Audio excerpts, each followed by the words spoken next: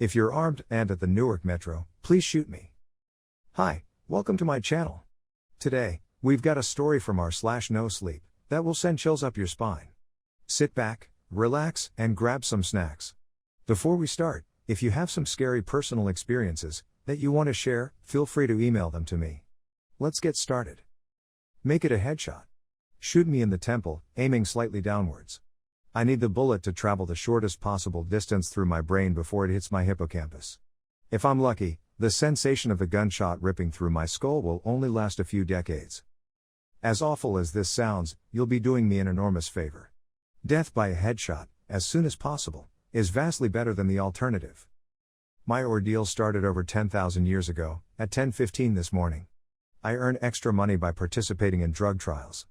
I'm a so-called healthy subject who takes experimental drugs to help assess side effects. Once it was a kidney drug. A few times it's been something for blood pressure or cholesterol. This morning they told me the drug I took was a psychoactive substance intended to accelerate brain function. None of the drugs I had tested so far have ever done anything for me, in the recreational sense. In other words, none of the drugs I've tested have given me a killer buzz or mellowed me out, or anything. Maybe I've always ended up in the placebo group, but nothing I've tested had affected me at all. Today's drug was different. This shit worked.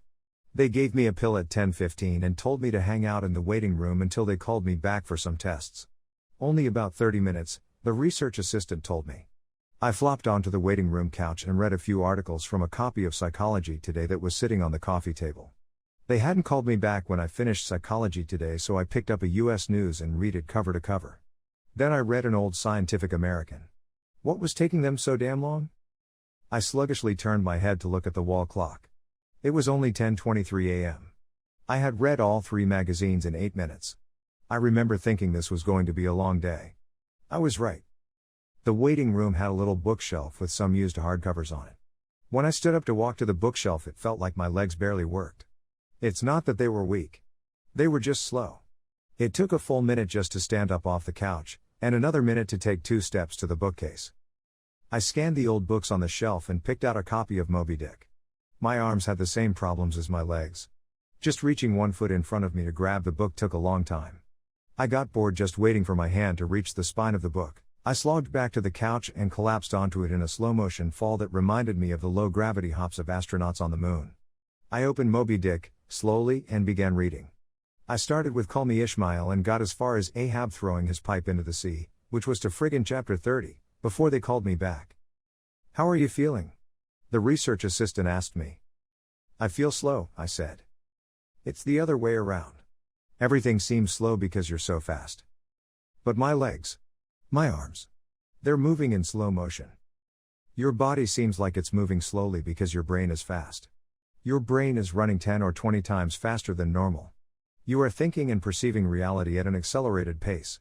But your body is still constrained by the laws of biomechanics. Frankly, you're moving much faster than a normal person," she pantomimed a jogging motion. "But your brain is running so much faster right now, that even your fast walk seems very slow to you." I thought about my slow-motion flop onto the waiting room couch. Even if my muscles had slowed down, my body would still react to gravity the same way. But in the waiting room, I even fell in slow motion. Slow muscles couldn't explain why gravity seemed weaker. My brain was going at warp 10. That's how I managed to read 3 magazines and the first 30 chapters of Moby Dick in 15 minutes. They ran a series of tests on me. The physical tests were fun. They made me juggle 3 balls. Then 4. Then 6. I had no problem keeping 6 balls in the air because they seemed to be moving so slowly. It was boring, frankly, waiting for each ball to move through its arc so I could catch it, with my slow-motion hands, and toss it back into the air. They threw Cheerios in the air and I caught them with chopsticks. They dropped a handful of coins and I counted the total value before they hit the ground. The cognitive tests were less fun, but very illuminating. Finish a 50-word word search, 3 seconds. Solve an intricate maze drawn onto a poster-sized paper, 2 seconds. View a slideshow projected at 10 images per second and answer detailed questions about what I saw, 95% correct. They told me I measured over 250 on the COP scale. That's deep into the superhuman range of thinking speeds. Then they sent me home. "It'll wear off in a few hours," they said. "Which will seem like days to you. Try to use the residual effects to get some work done. Catch up on work emails while you're still in high-speed mode. The ride home was horrible. It was only 3 metro stops, and in real-world time, it only took about 35 minutes. But in my drug-accelerated hypertime, it felt like days. Days. Just walking out of the medical research suite to the elevator seemed like it took an hour. I sprinted out of the office, willing my legs to push me faster. But, the laws of biomechanics held me, prisoner. As accelerated as my brain was, I couldn't do anything to make my legs work faster. The huge disconnect between my body and mind made it extremely difficult to judge how and when to slow down, turn, or rotate my body. I had turned into a giant, slow-motion spaz. I misjudged my speed and rammed into the wall by the elevator button at a pretty good speed. Even though I could see the wall coming at me, I couldn't make my finger, outstretched to hit the elevator button, move away fast enough, and I jammed it against the wall. Hard. The pain was intense. If my brain had been running at regular speed, it probably only would have hurt for 30 seconds or so. But in my accelerated state, the intense pain seemed to last for half an hour. 45 minutes maybe. The elevator ride was horrible. It felt like I spent 4 or 5 hours just descending 7 floors, with nothing to look at but the interior of the elevator car. I sprinted to the metro station. I have to admit, this part was almost fun. Even though my body moved at, what seemed to me, super slow speed, I could still carefully choose how and where to place my feet, swing my arms, and turn my torso. It only took a block or two to get used to having a brain that ran 24 times faster than my body. Then I sprint danced the rest of the way, twisting and juking between people on the sidewalk and dodging moving cars with inches, minutes, of clearance. I spent an hour, in my time frame, descending into the subway and running to the platform. Endless tedium waiting the 6 minutes for the Red Line train to arrive. Although there was more to look at on the metro platform than inside the elevator, it was still intensely boring. I should have stolen the copy of Moby Dick. The Red Line train roared into the station in slow motion. The normally high-pitched squeal of its brakes was frequently shifted by my high-speed mind to a long low tone, like a monotone tuba solo. It wasn't just the squealing subway train that was 3 octaves lower than normal. All sound was slowed to the point of near inaudibility. Voices were gone, shifted below the threshold frequency of my hearing. I did manage to hear a screaming baby on my subway car, her shrieks slowed to sound like whale songs. Sharp sounds like car horns and trucks bouncing over potholes were low, muddied roars like distant thunder. Back at the research offices, I could still hear and communicate with the research staff. But now verbal communication with anyone would be impossible. The effects of the drug were still intensifying. I spent what seemed like days on that fucking Red Line train. Days. Listening to the whale song of the screaming baby and the tuba solo of the brakes. Where ordinary voices were frequency shifted out of my audio range, smells didn't seem to be affected. I never became nose blind to the body odor, the stench of the train's brakes, and the melange of farts and other smells wafting through the metro car. I finally got back to my apartment. Sprinting through my open door and into the front hall at full speed was like a slow, relaxing drift down a lazy river. I was relieved to be home. At least I had stuff I could do there. I picked up the book I was reading, 100 Years of Solitude, and finished it. Despite turning the pages so quickly that I tore many of them, it seemed like most of the time I spent finishing the book was spent on page turning and not reading. 3 minutes had passed since I got home. I tried surfing the internet. My God, it takes a long time for computers to boot these days, but it was too frustratingly slow. Hours seemingly to load each new page, and a fraction of a second to read it. 100 articles in my news feed read and just 3 more minutes done. I dipped into my pile of yet-to-be-read books and finished 2 more. 4 more minutes had passed. I decided to try to sleep off the remaining effects of the drug. Unfortunately, whatever part of my mind is responsible for perception, the part that's been accelerated to hyperspeeds by the drug, isn't the same as the part that governs sleep. Despite being awake for what I perceived as days, my physical brain still thought it was 1:25 p.m. It was not ready for sleep. Nevertheless, I tried to sleep. I walked to my bedroom, a slow 45-minute drift through my apartment, and flung myself into bed, lazily falling like a feather onto the mattress. I closed my eyes and lay there for hours and hours, 10 minutes of real time, before giving up. Sleep would not come. I was facing what was going to feel like days, or maybe even weeks of being trapped in a slow-motion prison. So I took an Ambien. The sensation of the pill and the splash of water I used to swallow it sliding my throat was sickening. A lump that blocked my breathing, moving like a slug down my esophagus. I read a book. 10 minutes had passed. I read another. 18 minutes since I took the Ambien. I threw the book across the room in disgust at my situation. The book slowly pirouetted and spun through the air, like a leaf blowing in a breeze.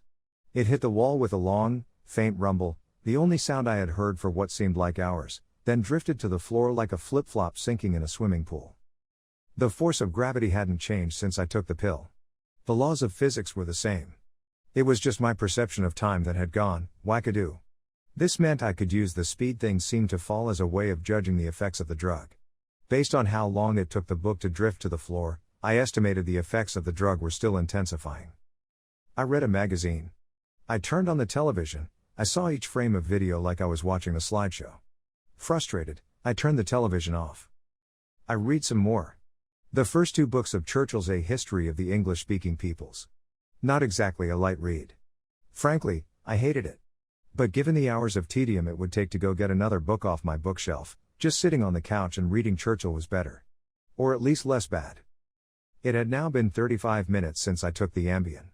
I lay down on the couch and closed my eyes. Time passed. I inhaled, an hours-long process. Time passed. I exhaled for more hours. Sleep would not come. I needed a new plan. I decided to go back to the offices where they gave me the drug. Maybe they would have something that could counteract its effects. Or at least something to knock me out until it wore off. I exited my apartment as fast as possible, taking hours in my time frame to do so. I didn't even bother locking the door. It would have taken too long. Down the stairs, it's faster than the elevator if you run, through the lobby, out the front door and onto the street. These few things felt like a long day at the office. Sprinting down the street, dancing and weaving between pedestrians with, what must have looked to them, superhuman dexterity. Down the first flight of stairs at the metro. Across the landing. Another hour. Then on to the second flight of stairs. That's when the Ambien hit me. The Ambien didn't make me sleepy. Not at all. Instead, it must have had a severe cross-reaction with the experimental drug I took this morning. I was bounding down the second flight of stairs, moving in slow motion, but still making perceptible progress. Then, wham, everything stopped. The dull roar of the street and metro noise ceased, replaced by the most perfect silence I've ever experienced. My downwards motion seemed to completely freeze. Before the Ambien kicked in, my perception of time was maybe a few hundred times slower than in real time. After the Ambien took effect, time moved thousands of times slower. Every second seemed like days to me. Even just moving my eyes to focus on a new point was like an impossibly slow scroll across my visual field. Throughout the afternoon, I learned how to walk, run, and jump when my mind ran hundreds of times faster than my body. But with another 4 or 5 orders of magnitude of slowdown caused by the Ambien, body control was almost impossible. I fell on the stairs. Even though I was all but frozen in mid-step, controlling my muscles was impossible. I commanded my foot forwards for hours, then backward for hours more when it seemed like I would miss the next step. I was attempting to adjust the angle of my ankle, then readjusting when it felt wrong. Despite these efforts, I rolled my ankle on the next step. The pain wasn't at all mitigated by the slowness. Hours of increasing strain on my bent ankle. The nerve signals that send pain into the brain must work differently than the nerves in my ear. Sonic energy was spread out over time, diluted until it was imperceptible. Pain flowed into my brain undiluted by the change in my perception of time. Hours and hours of increasing weight on my turned ankle turned into hours of increasing pain upon increasing pain. I pitched forwards, my high-speed mind completely unable to control my low-speed body. I drifted downwards for days, managing to rotate my torso enough to keep my head from impacting the ground first. I eventually landed on my right shoulder. At first, the impact wasn't even noticeable. Then I felt a slight pressure in my shoulder as it came in contact with the ground. The pressure grew, bringing increasing pain, for hour upon hour. My shoulder finally gave out, popping out of its socket with an endless sickening tug. I came to a stop days later, crumpled onto the ground, staring at the ceiling. The pain in my shoulder still screaming with the intensity of a fresh violent injury. I had plenty of time to think during that fall. If every second seemed like days to me, then each minute of real-world time would be like years. Even if the drug cleared out of my system in the next 2 or 3 hours, this nightmare would seem to last centuries. By the time I hit the ground, I had a plan. I would somehow get to the platform and throw myself in front of a train. I twisted onto my hands and knees. Days of my dislocated shoulder crying for relief. I misjudged my rotation and rolled onto my back. I tried again, collapsing onto my face as I tried to figure out how to control a body that moved slower than grass grew. Weeks of effort were finally rewarded with success. I stabilized on my hands and knees. If just getting on all fours was this difficult, I figured that walking or running was completely out of the question. So I crawled. I crawled through the metro tunnel. The dumb looks on the faces in the crowd lingered on me for weeks. I crawled under the turnstile and onto the escalator. The escalator spilled the rush hour crowd onto the platform at the same speed a glacier spills ice into the sea. I looked out over the crowded platform during my interminable downward ride. The train status sign said the next train wouldn't arrive for 20 minutes. 20 minutes was like a year to me. I'd have to spend a year on the metro platform, waiting to die. I crawled off the escalator, enduring days of stupid expressions on the commuters' faces. I crawled a few feet to a concrete bench and curled up next to it, trying to find a position to lessen the pain in my shoulder. Then my problem with time got worse. Impossibly worse. The massive slowdown on the stairs was just the beginning of the interaction between the experimental drug and Ambien. It fully hit me while I was curled up by the bench. I blinked. Years of darkness followed. The sound was already gone, and with my blink, the sight was gone as well. All that existed was the pain from my fall. My hyper-accelerated mind wasted no time compensating for the lack of sensory input. Voices spoke to me. They sang to me in languages that never existed. Patterns and faces and colors came and went in my mind's eye. I recalled my whole life and imagined living another. I forgot English. I settled into profound despair. I spoke to God. I became God. I imagined a new universe and brought it to life with my thoughts.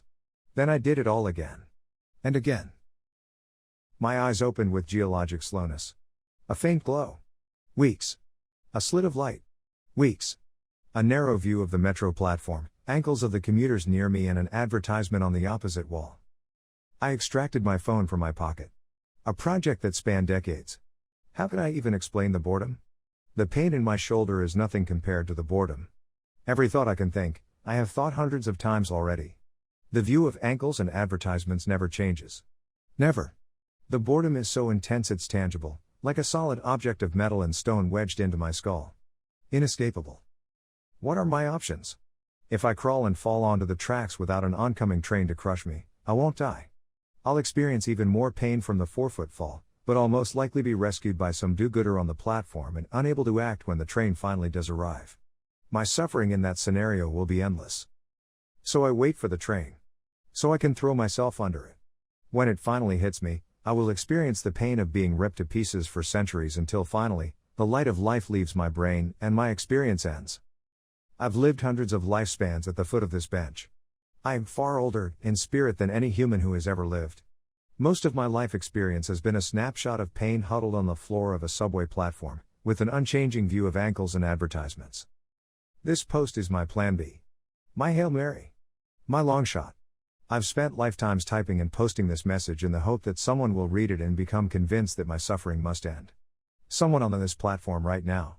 Someone who will find the man curled under the bench, the man who crawled down the escalator, and kill him as swiftly as possible. A bullet to the temple. If you're armed and at the Newark Metro, please shoot me. What do you think about this story? What did you feel while listening to this? Let us know in the comments down below. If you liked the video, subscribe to the channel to see more videos like this. Hit the notification bell to make sure you never miss an upload.